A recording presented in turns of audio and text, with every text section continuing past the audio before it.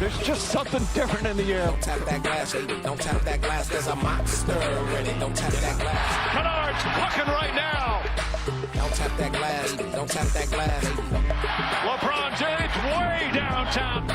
Don't tap that glass. Don't tap that glass, baby. Don't tap bling, bling, bling, bling, bow. Michael Jordan eyes, neck yellow, look like bing, bow. James falling away, puts it up, puts it in. We know the intensity now, so we should be ready again on Tuesday.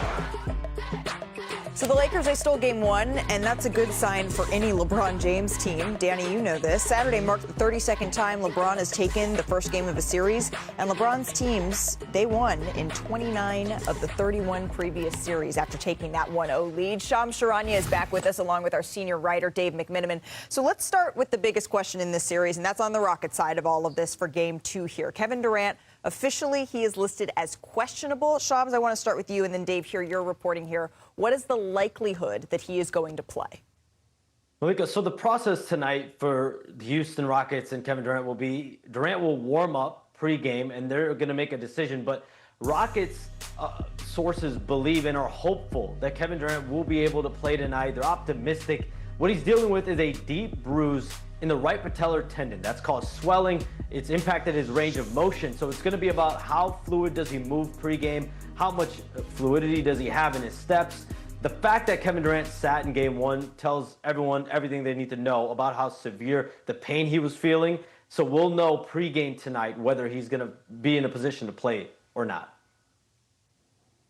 Yeah, Sham, several sources familiar with KD's injury told me over the last 24 hours that had this been another player and had it occurred in the regular season, you're talking about a 2 to 3 week absence. But because it's Kevin Durant, because he has this competitive nature, competitive fire, and it's the playoffs, he's going to make a push to play in game two. But you'd have to figure with that type of timeline, even if he does play, you're not talking about a guy that's 100%. Right. 2 to 3 weeks for any other player at a different point in the year is something that should be a little bit concerning, and they should proceed cautiously. On the Lakers side of all of this, right, we know that they're going to be without Luka Doncic for game two. We know they're going to be without AR as well. But Luka, we saw video. He was on the floor at yesterday's practice. So, Shams, what more can you tell us about how his recovery is going?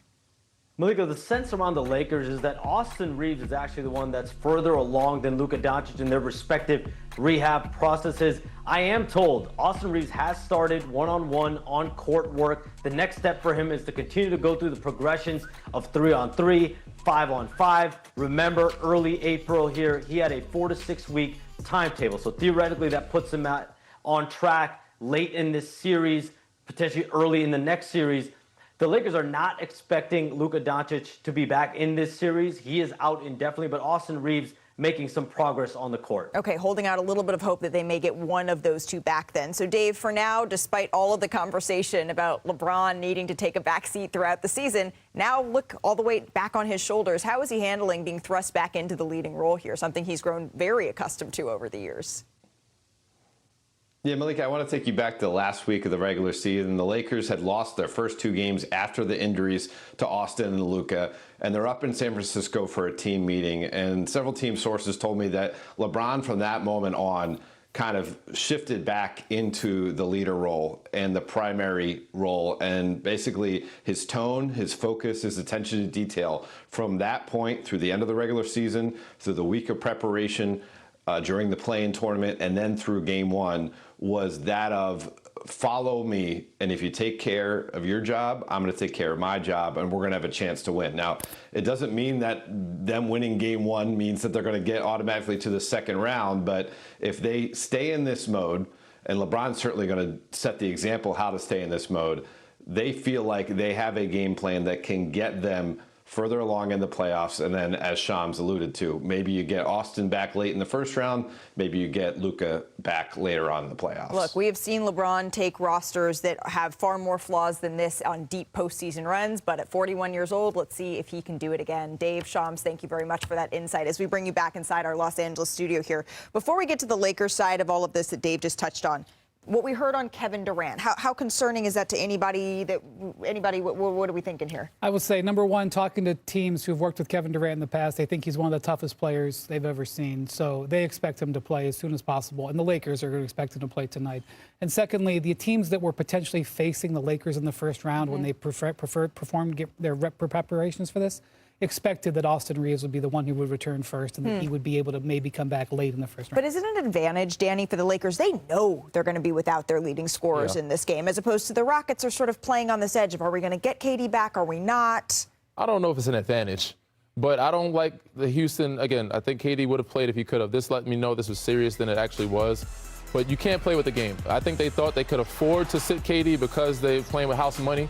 But now Lakers have confidence. They're in a rhythm. You got guys like Luka playing very well. Very well. DeAndre Ayton, people not getting enough credit. 19-11, he outplayed that Clint Capella or Sengun matchup. So these guys are playing at a high level, and you can't play with the game. This is where you kind of lose yourself. So as someone who's very, very invested in Houston's future, you can't play with a game, but you also can't play with your future. And hearing that the likelihood, the turnaround would be 2 weeks and he's just tough and he wants to compete, sometimes I'm like, you have to protect the athlete from themselves. And we've already seen what happens when he pushes through. He had suffered an injury. So would you take the gamble? Would you say, all right, we're going to risk going out there and try to go back 1-1 without Me him? personally, I wouldn't. Okay. I would just try to get him back home. Okay. Buy him a couple extra days and then see how he feels from there. Maybe the series goes 7, knowing that you have him back and you could really win 2 at home. And so that's me. But again, I'm very cautious about my Houston Rockets for the long term and not just this immediate future. I agree with Chiney. I think if he's 50%, I would probably still sit him. He's going to make the decision on his own, I think.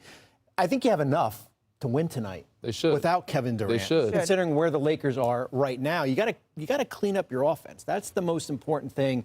And they've had 72 hours to digest as far as where they were Saturday and where they're going to be tonight. Right. And for the Rockets here, we've talked about it. It comes down to DeAndre Ayton can't win that matchup against Alperen Şengün, and he was absolutely sensational, really. All the Lakers could have asked from DeAndre in that game 1. We'll see how it's going to shake out tonight. Let's go, though, from LeBron's current team to one that we saw a whole lot of. For the 3rd straight season, the Cavaliers, Brian, they are up 2-0 in their first-round series. So let's head to Cleveland here. Second quarter is where we pick this up. Cavs leading by 4. Harden, this is what he does. I want to tell you the Raptors had a lot of good defensive possessions in this game, and Harden and Mitchell ended them with dagger baskets. Like that? Is that legal? What is going on here? I don't know. The streets like it, though. Did you say that's a push-up? Wow.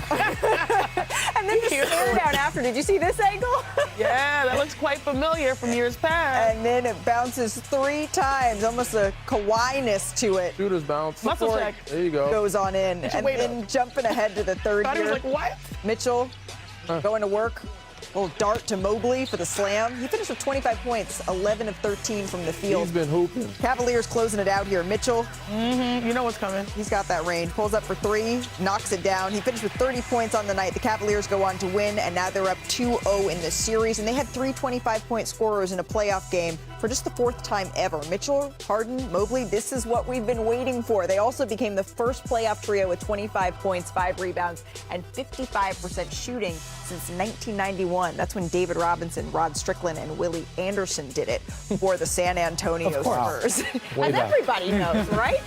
This Saturday, we got more playoff basketball. It's the best time of the year. Game 4, Nikola Jokic, the Nuggets, battling Anthony It's Edwards, gonna be the good. Timberwolves. Getting spicy there. Ernie, Kenny, Charles, Jacob Shaq. Daniels. They're going to tip off coverage at 8 o'clock Eastern. We're going to see how the bad defenders respond. That's not my words. It's not my words, okay? Coming up here, though, on NBA Today, there's defense, friends, and then there's what Victor Wembanyama is doing right now, how he's changing everything and challenging it. What will it create for the Blazers tonight?